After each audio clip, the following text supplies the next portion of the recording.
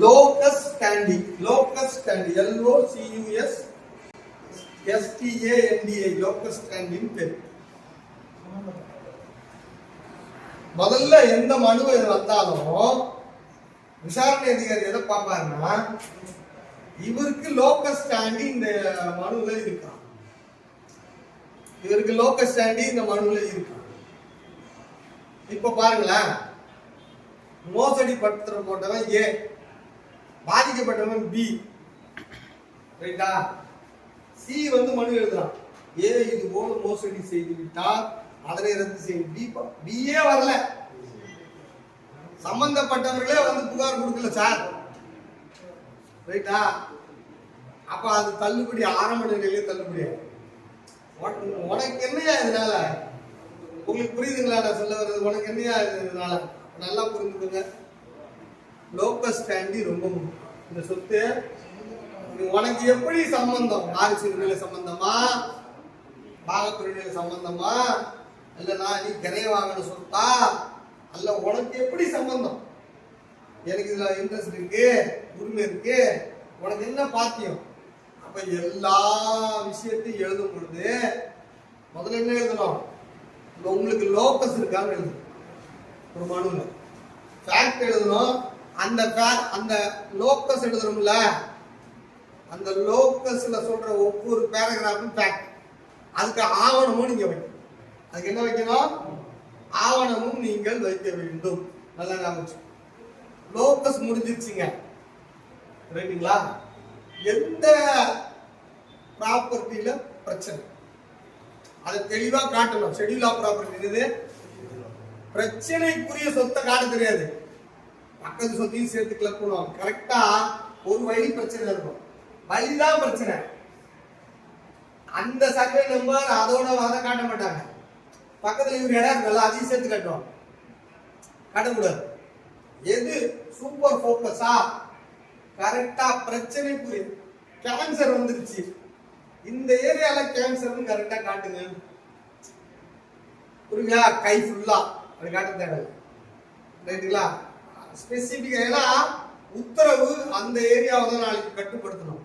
மொத்தமா கட்டுப்படுத்திட்டா மாட்டிக்கும். உங்களுக்கு புரியுதுங்களா? உத்தரவு போடும் பொழுது மொத்தமா போடக்கூடாது. அப்ப நல்லா புரிஞ்சுக்கோங்க. லோகஸ் இருக்கணும், கரெக்டா பிரச்சனைக்குரிய ப்ராப்பர்ட்டி எதுவோ அது இருக்கணும். அதுக்கப்புறம் காஸ் ஆஃப் ஆக்ஷன் ஒன்று இருக்குங்க. என்னது காஸ் ஆஃப் ஆக்ஷன் ஒன்று இருக்கு. வழக்கின் மூலம், என்னது வியாஜிய மூலம்னு சொல்லுவாங்க. வழக்கின் மூலம், வழக்கின் மூலம். இது தெரியாதுங்க, இது எடுக்க தெரியணுங்க, ரைட்டா? உங்களுக்கு பட்டால பிரச்சனை சார், பட்டால உங்க பேர் வரல, இப்ப இருக்கிற கம்ப்யூட்டர் பட்டால உங்க பேர் வரலையா, அல்ல யூடிஆர் 1985 உருவாக்கப்பட்ட யூடிஆர்ல உங்க பேர் வரலையா, பட்டால வரலன்னு சொல்லி மனு கொடுக்க கூடாது. பட்டால கரெக்டா எதுல வரல, மூலம் எங்க? யூடிஆர்ல வந்திருக்கு சார். கிராம கணக்குல 1985 உருவாக்கப்பட்ட கிராம கணக்குல உங்க பேர் இருக்கு. இணையதளத்துல 2016 இணையதளத்துல அப்டேட் பண்ணப்பதான் வரல. அப்படின்னா வழக்கின் மூலம் என்னன்னா, கிராம கணக்கில் எங்க பேர் வந்துருச்சு, இணையதளத்துலதான் வரல அப்படின்ட்டு தெளிவா சொன்னா ஈஸியா மாத்திடுவாங்க. ஏன்னா கணக்குல அவங்க கணக்குல இருக்கு, ரைட்டுங்களா? பட்டாவில் தவறாக பெயர் வந்து விட்டது, மாத்தி கொடுங்கன்னு சொன்னா நீங்க அதுல வியாஜிய மூலமே சொல்லணும். மூலத்தை கரெக்டா சொல்லல சார். என்னது நோயோட காரணியை கரெக்டா நீங்க தான் சொல்லணும். நீங்க என்ன நினைக்கிறீங்கன்னா, பிரச்சனையை சொன்ன உடனே அவங்களே போய் உனக்கு மூலத்தெல்லாம் கண்டுபிடிச்சு தீர்த்து கொடுப்பாங்க. ஏன்னா நம்ம நிறைய இப்போ ஏர்டெல், இந்த மாதிரி சிம் கார்டு கம்பெனி, ரியோ, ஜெயல, கஸ்டமர் கேர், பஜாஜ் ஃபைனான்ஸு, இங்கெல்லாம் நீங்கள் போயிட்டீங்க, அப்போ ஃபோன் பண்ணாலே வேலை செய்யலாம். கரெக்டா? அந்த பழக்கத்திலேயே இருக்கக்கூடாது. அதுக்கு சம்பந்தமே கிடையாது இருக்கு, ரைட்டுங்களா? சாட்சிய சட்டம் என்ன சொல்லுதுன்னா, ஒரு பிரச்சனையை எடுத்துக்கிட்டு அரசுகிட்ட வர, அந்த பிரச்சனைக்கு ஃபேக்ட் நீ சொல்ற, அதுக்கு நிரூபிக்கப்பட்ட ஆவணங்கள் எல்லாம் இருக்குல்ல, அதெல்லாம் எங்க கிட்டதான் இருக்குது. ஒரு காப்பி எங்க கிட்டதான் இருக்குது உள்ள புக்ல.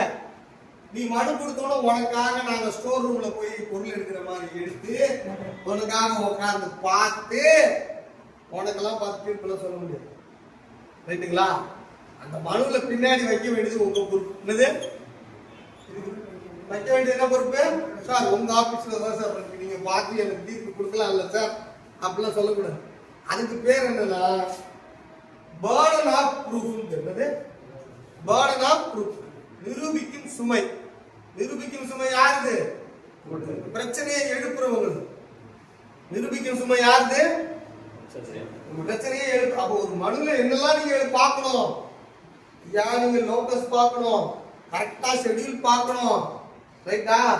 கரெக்டா எல்லாத்துக்கும் ஃபேக்டரி எவிடன்ஸ் வைக்கணும், கரெக்டா எது பிரச்சனை. பிரச்சனையே பொதுவா சொல்லக்கூடாது, மேலோட்டமா தெரிகிற பிரச்சனை சொல்லக்கூடாது. சார் இவன் வந்து சண்டை போட்டா சார்,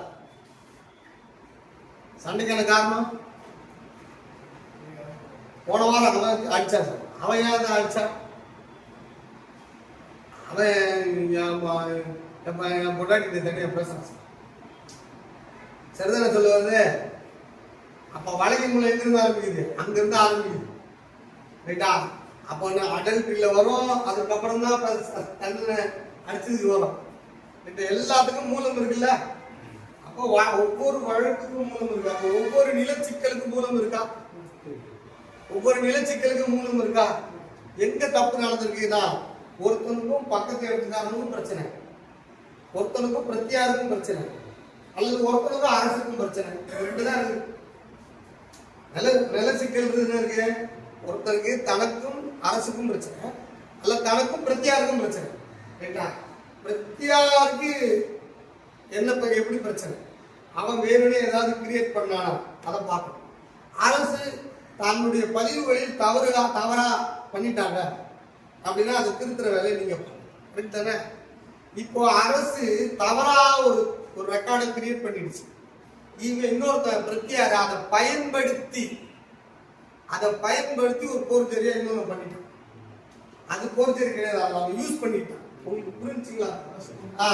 இவன் இல்ல. இப்போ அரசு அதுதான் தப்பு. எது தப்பு? அதான் தப்பு. வழக்கின் மூலம் அங்க இருக்கிறது. வழக்கின் மூலம் எங்க இருக்குது? அந்த முதல்ல இருக்குது. அப்போ இந்த வியாஜிய மூலத்தை கண்டுபிடிப்பது தகவல்கள் தேவை.